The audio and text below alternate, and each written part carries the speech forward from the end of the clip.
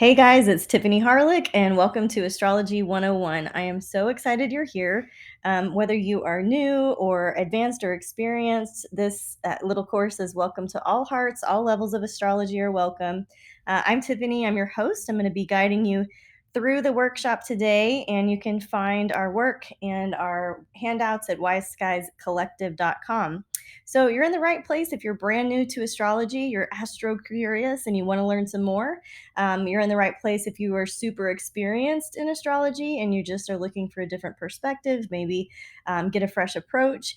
And you're in the right place if you just got some questions or if you want to start reading astrology for yourself or others, either by looking at your natal charts or doing some predictive astrology, making some forecasts.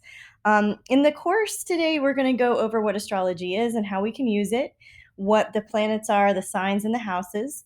We're going to talk about aspects and transits at a basic level, and we're also going to talk about retrogrades.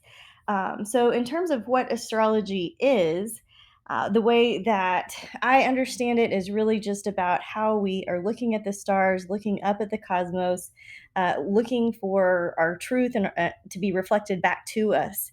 And so, Karen says astrology is one of the earliest attempts made by man to find order hidden behind or within the confusing and apparent chaos that exists in the world.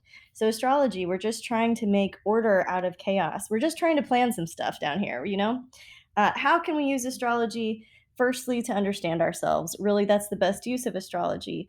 We can look at our natal chart, look at the planet signs and houses, and help us kind of sink into our own bones. We can use astrology to understand our strengths and challenges. We can work with astrology to be better parents and better lovers and better friends and understand the people that we love. We can use it to predict best timing for work related stuff, for special events, for ceremonies, rites of passages, graduations, things like this, marriages, of course. And it's really helpful to just understand the astrological weather and themes so that you know what you're getting into every week. You could use astrology to work with the lunar cycles. There are different styles and interpretations of astrology. There's Western and Vedic. Like I said before, you could do a natal reading. You could use astrocartography to look at the location reading. So cities themselves have birth charts because they have a time when they were incorporated, right? But there are also planetary lines that run through the different cities and are different for each person. So locational astrology can get really nitty gritty and a lot of fun, especially if you're trying to move or accepting work that isn't necessarily where you are. Or even if like I've looked at it for bands that are going on tour, right? Where's the best place to go on tour or the best place to launch your book? Stuff like that. The aspects, of course, transits we're going to get into later. We can also use astrology for career guidance. I have a whole setup for that, a whole course for that.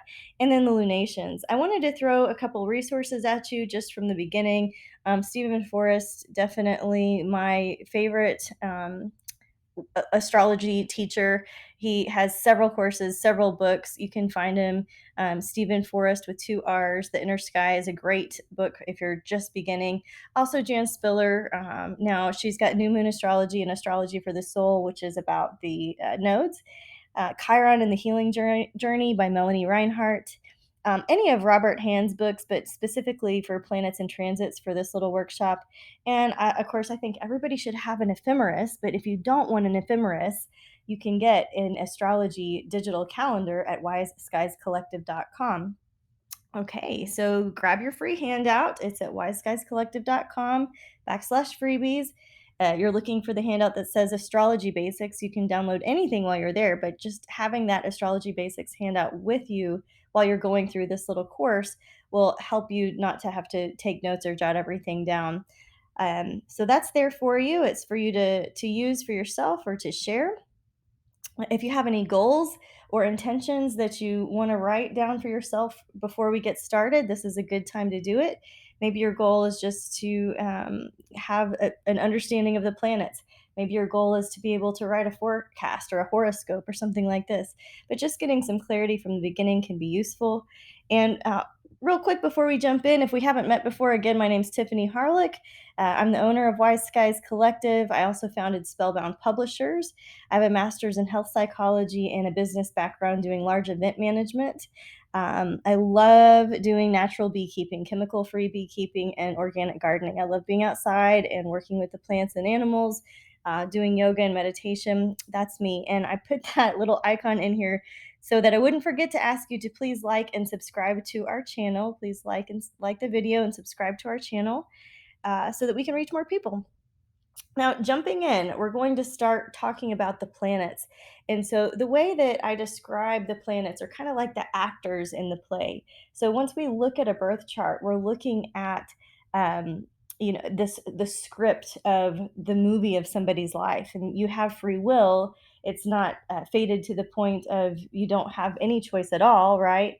But the idea here is that the planets bring to life the script. They're the actors, the personas, the teachers, the wise ones, the archetypes that are going to shine through in everybody's chart, and of course, with what's going on in the weather in the sky.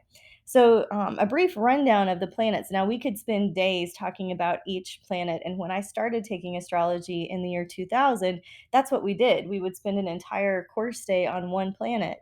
And so, what I'm giving you is such a brief snapshot. But the sun, right? This is really our personality, our temperament, our self, kind of our ego. The moon, it reflects our emotions, our emotional body, the way that we need to be cared for and nurtured emotionally. Mercury represents kind of our brain, our thoughts, our communication, the way that we say things, the way that we understand and learn things. I look at Mercury like our central processing unit. We all have different learning styles and different communication styles, but we do have a need to express thoughts and ideas and to teach and learn. Now, Venus, you would know as the goddess of love and money. And I think about Venus in terms of our love languages, how we need to be loved, what type of love we're looking for, lessons that we're learning through the lens of relationships and finances. And Mars, of course, is the activator, the foot on the gas. Mars helps describe where we have motivation, drive, desire, anima, stamina, right? Mars is really where we have a lot of passion in our charts too. Jupiter is the planet of growth and abundance. Of course, it's easy to make mountains out of molehills with Jupiter because Jupiter is the great magnification glass in the sky, the great magnifier. But Jupiter helps us grow, and that can be philosophically, but it can also be grow bigger physically too. So, depending on where Jupiter is transiting in your chart, you might be just blown away with a new, like foreign language that you are just so interested in learning, or you might find that Jupiter inspires you to learn about law and justice and what's fair and what's true. Or you might find that Jupiter is just trying to help you grow something, to think bigger. Now, Saturn is the opposite. Saturn is very militant and disciplined. Saturn just shows us where we have boundaries and hard lines and commitment for the long haul. Saturn is very long term planning. Saturn helps us see things in our chart where we're really committed, where we're really hunkered down. Okay, and so sometimes we need to lighten up, but sometimes we need that discipline that Saturn provides. Saturn's known as the Lord of Karma, too. Uranus in the sky, this represents great change. So if you think about the inventors of the world and the electricity and these aha moments and these really lightning bolt moments, that's the inspiration of Uranus. Neptune takes away, Neptune dissolves. Neptune is very bliss and yoga teacher and at one, and the two worlds blending. It's into the mystic, and that's what Neptune represents in our lives. Pluto now is the planet of transformation. And so Pluto doesn't leave anything unchanged. And this is a deep, dark, turning, churning, underbelly flipping over situation. It is not. It is both sudden and not sudden. It is both. Uh, it's kind of like a volcano turning something over, the phoenix rising from the ashes. That's Pluto. So take note of all of these glyphs. I encourage you to practice writing them, practice drawing them, and let that be just a way that you begin to learn the different glyphs of the planets. We're also going to talk about the signs. And so if the planets are like the actors, the signs are like the wardrobe. Again, this is just a brief running through of the signs. And so for Aries, it's a fire sign ruled by Mars. Aries represents the pioneers, the fire starters. There can be a little bit of a hot temper sometimes, but it cools off quickly, right? Taurus, now this is an earth sign ruled by Venus. So Taurus are very dependable, grounded, stable, resourceful, and sometimes stubborn. So if you think about these signs as wardrobe, the planets can wear any of these signs. A Mars in Aries is very, very, very different than a Mars in Taurus, right? Or a Venus in Gemini is very, very, very different than a Venus in Scorpio, right?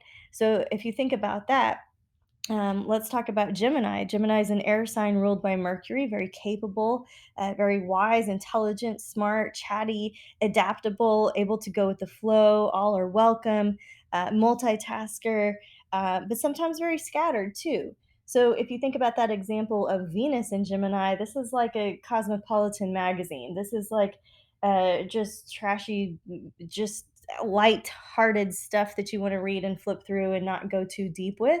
It doesn't mean that Geminis are shallow. It just means that a Venus in Gemini is looking for something a little bit more lighthearted, easy, and fluffy. Whereas a Venus in Scorpio, this is somebody who's got to connect at a soul level, that has really got to go deep with somebody and just really blend at the soul level. And so, this is how you can begin to learn the wardrobe. Take each planet and put it in one of these signs and start to interpret it. What is Jupiter in Cancer like? What is Saturn in Cancer like? What is Uranus in Cancer like? And start to test yourself and just journal through it and start to put these two, the planet and the sign together, and come up with what you think it might mean and see what it looks like in your chart. Cancer is a water sign ruled by the moon. It's very receptive, empathic, domestic, home cooking, home fires burning, clean sheets, right? Good food, security. And on the negative side, can be very controlling. Leo is a fire sign ruled by the sun, very heart centered, very leadership oriented, and on some level, very much needing attention and recognition. The sign of Virgo, no matter what planet, or wherever Virgo is in your chart, everybody has all of these signs in their chart. So Virgo is the earth sign that's ruled by Mercury and Chiron, and it can be very organized. It can represent where we need to be detail oriented, where we have even healing, I guess, tendencies, and where we can be hypercritical, overly critical, right? Like somebody with a Virgo moon is probably comes across as very judgmental, but really who they're judging is themselves. They're very critical of themselves. They have a fine eye for detail, and it's very important to them to have clean and organized space. A good like place to start would be another way of saying it. All right, so Libra is an air sign ruled by Venus. This is a need for balance and harmony, a give and a take. This is a good partnership sign, where things need to be fair. On the other hand, it's like, please don't ask the Libra what they want, right? They can be very indecisive. So if you've got a Mercury in Libra, this is somebody who has a really hard time deciding things. It doesn't mean that they can't decide things, but they can see things from all different ways. And so they tend to be very selfless. It doesn't matter as much as what they want as it does that everybody feels good. It feels very fair. And in some ways, that this can come across as codependent, right? Because they're more concerned about what the group wants or what you want than what they want. And there can be some resentments there wherever you've got planets or houses with Libra involved. Okay. Now, Scorpio, right? Water sign ruled by both Mars and Pluto, very magnetic, very sensual, very intense, very deep. On the negative side, jealous, revengeful, right? Very powerful. But Scorpio is a very one of the most psychic signs, right? And Sagittarius, a fire sign ruled by Jupiter, very playful, very jock, very like athletic, very cultured, very philosophic, very adventurous, but sometimes completely delusional, right? Completely delusional. I have Sag rising, so I can laugh about it. I've got 4 planets in Scorpio, 4 in Libra, and 2 in Sag. Now, as you start to look at your chart, you'll see what you identify with and what you don't identify with, what you are growing through or what you have already gone through. Because our approach of looking at astrology is evolutionary. And as you look at it, it changes. The observer affects the experiment. So, how we're looking at Sagittarius and Capricorn now is not necessarily the same way we were looking at it 20 years ago. But Capricorn overall as a sign, right? It's an earth sign ruled by Saturn. So you can think about the ability to have great skills and long-term planning, and very much associated with the government, ambition, earth healers, crystal workers, and then on the tough side can become very resentful. Aquarius, an air sign ruled by both Saturn and Uranus. These are very brilliant, inventive, unpredictable, unreliable, curious, insightful, um, with just this spark for life type of a sign. On the negative side, it can be very detached. It can be wherever Aquarius shows up in your chart, it can feel like you'll never really quite get to know them all the way through. And they're a fixed sign, right? The Aquarius, there's a certain way about of doing things, and as open-minded as they are, there's still a certain way that they want to do things. And so, just keeping that in mind. Now, Pisces is a water sign ruled by both Jupiter and Neptune, very intuitive, very compassionate, very giving, charitable hearts, very mystical, and on the bad side can be very deceptive of themselves and others, right? Okay, so I want to give you a little dip into the modalities. This is more advanced level. So if this is over where you're at, don't worry, just skip ahead.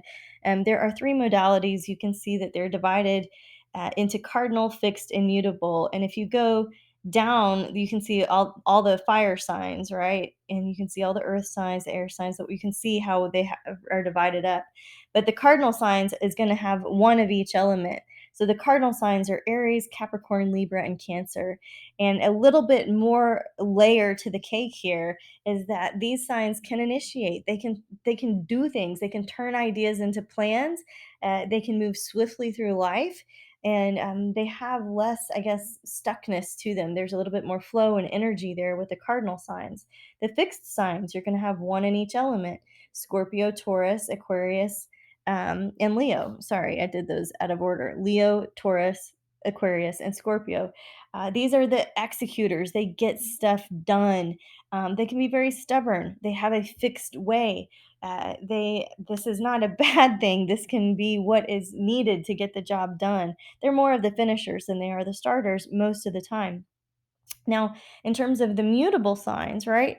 These are, let's see, we've got Virgo, Gemini, Pisces, and Sagittarius. I did those out of order too, sorry. But the idea here is that they're mutable, they're adaptable, they can go with the flow, they don't have to be so committed. And you can see genetically why we need all three of these types of people and signs. So that's a little layer to your cake. We're going to move into the houses, and this is when we're going to learn about the setting. So if we're talking about the astrology chart as a great script of somebody's life, a movie script, and the planets are the actors, the archetypes, and the constellations or the signs or the wardrobe, what they're wearing, right? When you're wearing a pink dress, you're going to behave very differently than if you're wearing like a black hoodie or a football uniform or a police uniform, right? So looking at that, how the actors are going to behave differently in a certain sign, they're also going to behave differently based on what house they are sitting in. And so, just to give you a brief run through, the first house is about the self. It's where the sun is. It's where how you present yourself to the world. It's also the plight of the ego. The second house is about our money, our values, our net worth, and our self worth. Our third house is about our communication style, but also represents our siblings, the people that we grew up with closely. The fourth house is about home and family. It's often where we get information about what kind of living space we need. So, for example, if you've got Gemini in your fourth house, maybe you need two different living spaces. Maybe you need to be able to go back and forth. If you've got a Jupiter in your fourth house, maybe you're somebody who needs a bigger space or who just grew up in a big family. If you've got a Saturn in your fourth house, maybe you need strict rules or grew up with strict rules and don't want them. So you can start to see how you can interpret some of this stuff. Um, Now, the fifth house rules our fun, our workshops, our play, our freedom, our heart, and our children. So, a lot of astrologers will also use this house for creativity, which involves sex, right? Now, we've got the sixth house, which is about our health and our vocation, our service work, our gardens, our herbs, where we can look for healing and health. That's sixth house stuff. Seventh house stuff is our relationships. So, anything that is happening in the first house is happening oppositely to the seventh house of our relationships. And you can start to see how these poles, the first and seventh house pole, the second and eighth house pole of resources, right? The third and ninth house pole of education, how they start to pair up and go together. So we're in the seventh house. We're talking about relationships, significant partnerships, usually your lover, right? Now, the eighth house is about shared resources, which have to do also with sex because this rules Scorpio. The Scorpio rules this house, death and taxes. The eighth house is our deepest human bonds. It's where you need a band, so to speak. So it's where you kind of need to work with other people in order to get the song accomplished. You can't just be a drummer and create the sound that you want to create. That's an eighth house issue. So if I see somebody that has a lot of planets in the eighth house, I see, oh, maybe that they're inheriting or will set up a legacy for somebody else to inherit, or that they need a shared workspace, or that they need that kind of team or band effort to be able to create the thing that they're wanting to create. Now, if we're in the ninth house, we're talking about philosophy, but the ninth house also rules our publishing, our overseas travel, our ability to connect with a foreign culture, a foreign world, a foreign ideal, and understand or expand our mind, right? This is the house that helps us see things at a global level. The 10th house is where we typically look for information about our career, our social status, and our reputation. So, not everybody has a career or needs a career, but they do have a bit of a reputation, how the rest of the world sees them, right? So, the 11th house, we think about friends, our social networks, our dreams, our goals, our wishes, and the benevolent forces in our lives, the fairy godmothers. The 12th house, this is about our subconscious mind. And I have most of my planets in my 12th house. And so the idea that I have the gift of mediumship or of psychic intuition, this is the 12th house. This is where these things kind of show up in somebody's life and chart. But they can also show up as hidden prisons. All every theme, whether it's planet, sign, house, aspect, whatever we're talking about in astrology, it's going to have a spectrum, a continuum of the best possible way of expressing, and the most challenging possible way of expressing. So the 12th house, behind the scenes, these are the directors, the researchers, the studiers, the ones in hidden realms, right? Okay, so let's talk about aspects. The aspects are kind of like the sacred geometry that's going on between the planets. So if you're looking at the planets as a whole, that's one thing. But then we want to look at, like, all right, how are they geographically in relation to one another? The conjunction is when they're right close to each other. We're going to go through each of these, but you can see here on the right side, I've listed the ones that are more positive, opportunities, union, and flow. And then on the left side, you can see the challenges and the ones that have more tension. So the aspects really help us because it shows us, where are these two planets holding hands and walking down the path together? Or are these two planets got their weapons drawn and they're sparring and there's a confrontation happening? So again, there's a lot that goes into this, but I'm hoping that I'm giving you a high level view, so that when you're reading the astrology forecast, or you're having an astrology reading, or you're trying to come up with predictions for yourself or others, that you've got this like high level view of what's going on. So, in terms of the conjunction, I learned these to look at these as 1 to 3 degrees. Some astrologers will do up 5, even up to 10 degrees. So, you're going to want to play with that for yourself. I like to stay close. I like to stay in the 1 to 5 degree range. The aspects, excuse me, the conjunctions are when the planets are right next to each other. So, you can think about like the sun and the moon. That makes a new moon because they're right next to each other. They're conjunct each other. This is when the energies are blended, when they are acting together. And that could be very beneficial, right? But it can also be where they're unable to see how they are separate at all. I've got my sun conjunct my moon. I've also got Mars conjunct my Neptune. And so, this idea of Mars conjunct Neptune, having a spiritual vision, having to know why, finding a pursuit of something spiritual, I can't separate those two, right? It's not necessarily a bad thing, but we tend to look at conjunctions as, oh, it's all positive, but there can be a little blind spot too. If you have a ton of conjunctions in a chart, this is going to have a lot of focused energy to it. And if you have no conjunctions at all, you might notice that there's more scattered energy to a person or a situation that you're looking at. Okay, we're still in aspects, and let's talk about the sextile, which is 60 degrees. This is one of the positive ones that brings open doors and opportunities. It brings out natural talents and potentials, and energy can be directed positively. If you've got a lot of sextiles in a chart, this is somebody that's very creative and communicative. It's a positive thing. And if you have none, this is somebody that probably feels unplugged, unheard, unseen, not quite sure how to get their ideas across. The all of the signs that are sextile to each other, you can see they are two signs away depending on how you look at it. So Aries is going to sextile Gemini and Aquarius. Taurus is going to sextile Cancer and Pisces, and so on. So I tried to draw a little yellow line in there so you could see Aries is sextiling Aquarius at top and Gemini at bottom in the orange. Now, if we're talking about the square, that's going to be 90 degrees apart. And this is where the modalities come into play. So, a square is a tension that stimulates action. It's having a breakdown in order to have a breakthrough.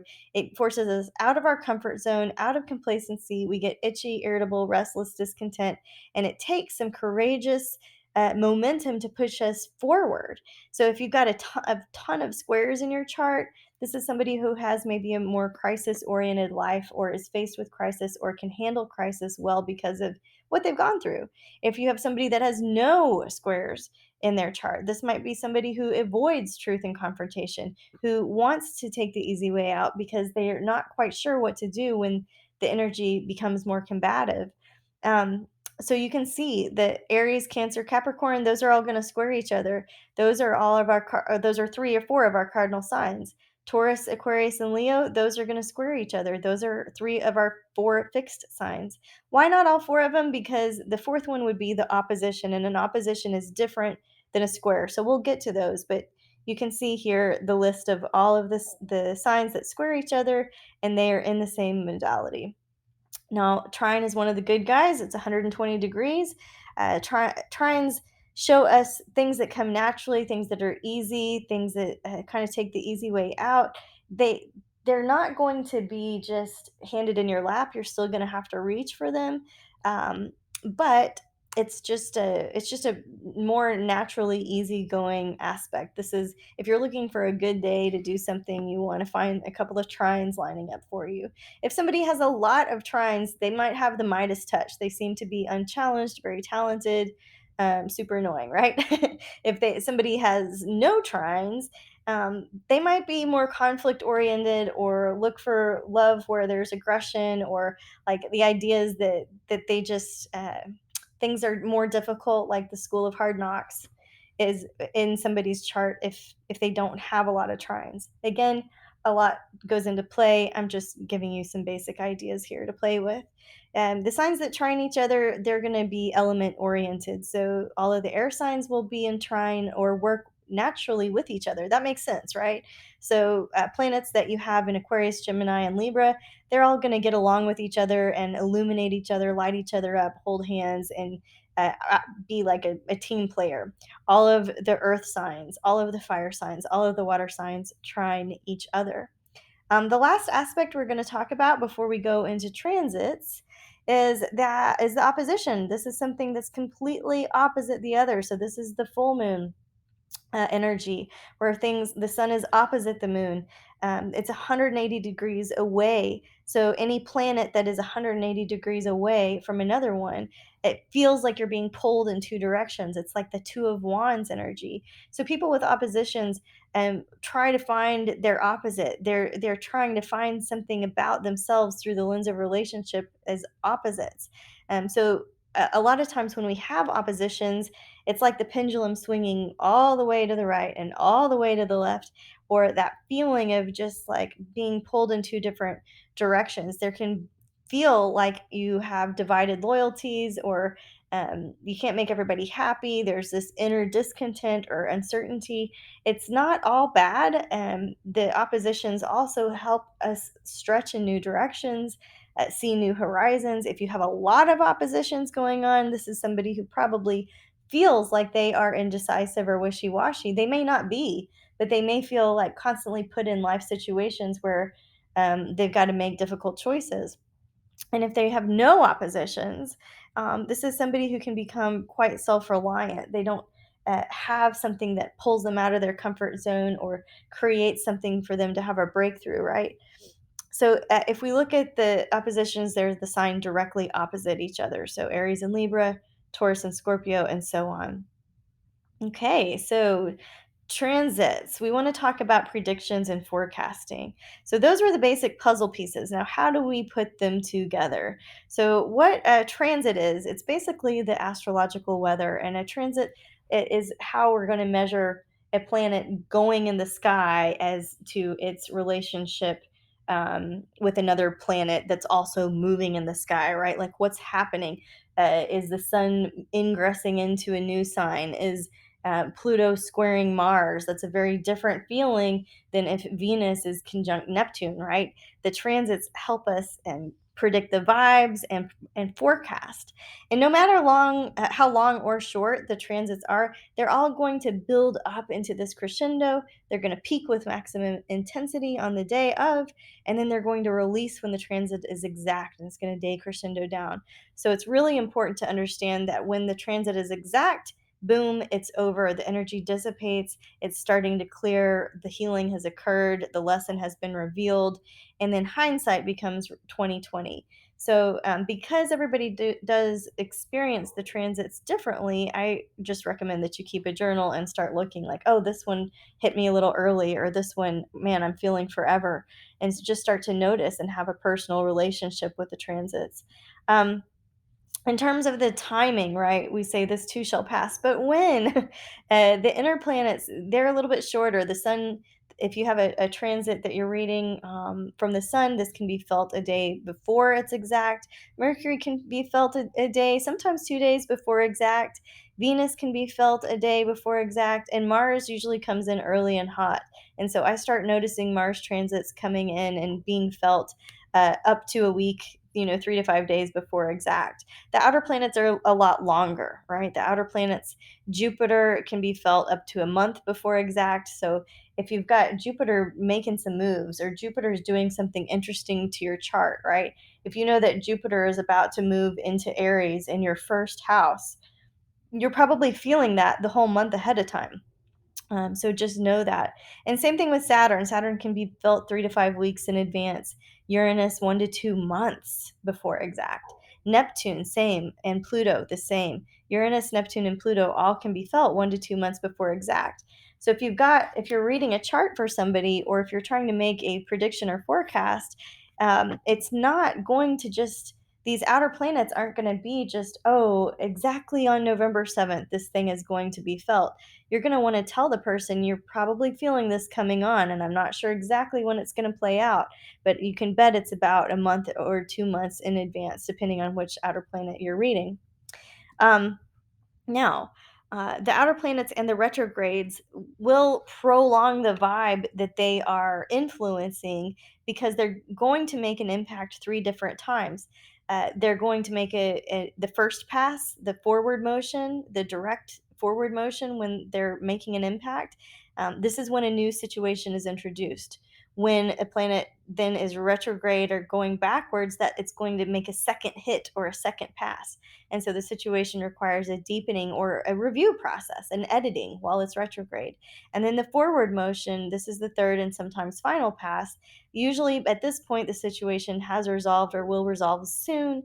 You're processing, you're adapting, you're accepting the lesson, you're moving forward. And sometimes there's an extra direct and retrograde period, making for a total of 5 passes. So sometimes there's a super long opportunity to work with energies that are transiting. And I did want to take a second to let you know that the Wise Skies, we have a digital astrology calendar. So if you don't want to learn all the transits yourself, we have listed them for you.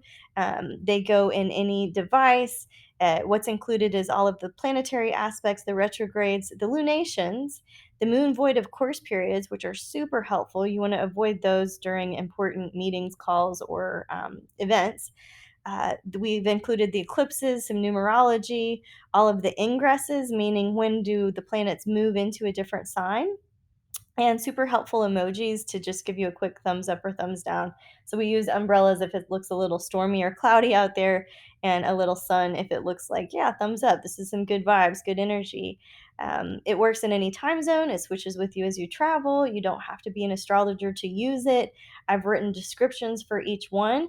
And so this astrology calendar is a great way to also learn astrology. So super easy to install, and it gives you the astro vibe right from your phone or laptop. You can view it on any device. It's compatible with any format because it comes in universal files. So I just wanted to pitch that. You can get it at wiseskiescollective.com. And let's move into the retrogrades, guys. So the retrograde periods, they aren't actually going backwards. They just look like they're going backwards. So you'll hear astrologers call it apparent retrograde, right? It just looks like it's going backwards from our place, our view here on Earth. And I have been taught that the retrogrades give us the opposite effect of a planet. So a Jupiter retrograde would have an opposite feeling, like a mini Saturn feeling. No, we don't need two Saturns, do we? But the Mars retrograde, right? This would be like a mini Venus feeling. It gives you a different vibe. It gives you, it's kind of a topsy turvy feeling. You've heard of Mercury retrograde, of course. Mercury goes retrograde every 3 to 4 months, and it lasts for about 21 days, so 3 weeks. It'll have a shadow period a couple weeks before and after. But the idea, what you can see here briefly as this large overview, is that Mercury is going to go retrograde for every 4 months for about 21 days. Venus is going to go retrograde and Mars, Venus and Mars will go retrograde every 2 years, give or take. Venus will be retrograde for 41 days and Mars for 72, a very frustrated, delayed period, right? Jupiter will go retrograde about once a year for 121 days. And from there on out, Saturn, Uranus, and Neptune, they're also going retrograde once a year for several months at a time. So we are less excited about the outer planets going retrograde, but when any planet goes retrograde, there's a slowing down feeling. The energy is heavier. So if you know that something is going to go retrograde or direct, you might notice, do I feel a little bit more tired? Am I a little bit more lethargic? Do I not want to schedule myself to the hilt that day before, during, and after a direct or retrograde, and just experiment with it, just play with it? Okay, so this is hopefully giving you some ideas on how to work with astrology, or how to just understand it. There's a lot of different terms, and I hope I've given you the bird's eye view of what all of these, symbols are and what they mean, and how we can use them to reflect and illuminate things going on in our lives. So, if you're wanting to practice with astrology, I just recommend that you center yourself before and after, that you're not influenced by whatever caffeine, too much sugar, too much EMFs, too much electricity, stuff like this. Just get centered, get quiet, get contemplative, be very respectful of yourself before and after your practice. Maybe you want to use the same opening and closing prayers before you're reading or studying. I don't recommend that you keep charts by your bed, or computers, or the astrology books by your bed. There just feels like a lot of energy in them to me, and it keeps me up, so I don't keep them by my bed. If you're practicing, it's okay to get tips for your service work. It's okay. You might not be ready to charge right away, but it's okay to have a little trade, and it's okay to do them for free and just tell people, hey, I'm practicing, and stuff is still new to me, right? So that's it, guys. I want you to join us on your journey. We offer sessions and readings. We do Free Tarot Friday on our YouTube channel. We have a newsletter that lately has been going out every week. We offer a membership to the collective, the Wise Skies Collective, where we've got metaphysical counseling and classes. There's a blog, there's social media. Again, I just invite you to like and subscribe if this has been helpful to you. Our membership is both for seekers and students. We love to, I guess, collect the collective really is for people that are ready to dive right in, for people that want VIP access to all of the best content from Wise Guys. It's a monthly digest. You can log into your portal online and keep your cosmic advantage dialed in. We give you your signs astro tarot reading. We do an Akashic record focus for members only. All of our members get a 25% off coupon for all of their readings, unlimited, and a 50% off coupon for our digital calendar. Yes, the one I mentioned. The membership, we also do a human design support call once a month. We do a workshop with the Wise Skies master teacher once a month, and you get VIP access to all of our past classes. So lots of good perks to join the membership. And I really appreciate you guys. I hope this has been fun and useful. If I can answer any questions for you, just drop me a comment. And I'm just excited to be part of your astrology journey. I know for me, astrology helped me sink into my bones, helped me understand who I was, and helped me to kind of understand the feeling, knowing that something more is out there. There's something that is influential in the skies, whether it feels like a stormy day or a sunny day. There's something greater at play. And I love talking about astrology with you guys. And I hope to see you at wiseskiescollective.com. Thanks for being here, and namaste.